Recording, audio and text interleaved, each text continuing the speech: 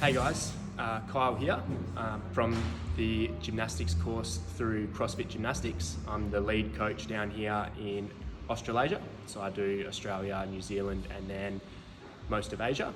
I'm here to talk to you today about the CrossFit Gymnastics and CrossFit.com workout that I did down here at Athlete X. So the workout of the day today was a 500 metre row into 3 rounds of strict Cindy, which is 5 strict pull-ups, 10 push-ups and then 15 squats.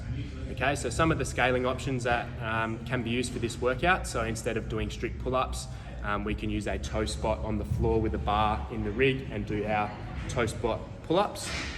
With your push-ups, you can use a box or a low bar in the rig so that you can control the lever angle and still maintain that full range of motion. And then for the squats, you can reduce the numbers or just make sure that you slow the reps down to grind it out. My aim for this workout today, for our strict gymnastics movements, we preach at the gymnastics course that our strict movements are the foundations that transfer into our kipping movements. So I wanted to try and maintain position and perfection throughout all of my strict movements so that under fatigue, my movement quality didn't break down.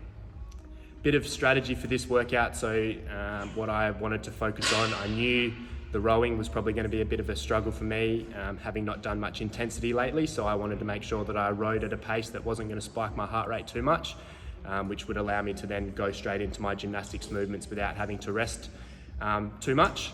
And then I also knew that with the gymnastics movements being 3 rounds back to back, I had to stay away from muscle fatigue as well, knowing that if my movements broke down and I had to, if I went to full fatigue, I would have needed to rest a long period of time to be able to get those movements back. So the strategy I went in with was for the 5 strict pull-ups, I wanted to maintain 3 and 2.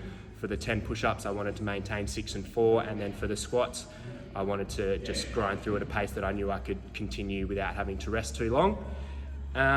It broke down pretty quickly, so the first round felt pretty good, and then by the time I got back to the pull-ups on that second round, I underestimated the muscle fatigue and the heart rate from the row, which meant I dropped down to singles pretty quickly just to maintain position and perfection. And then for the push-ups, the second and third round was fine, but then I started to drop down and then I maintained 4, 3 and 3 just to make sure that I stayed away from muscle fatigue. In the end, I got 4 full rounds out and then 300 meters on the row. So give it a go and make sure that you try and maintain that position perfection so that this training session can be used to transfer into your kipping movements in your training. Thanks, guys.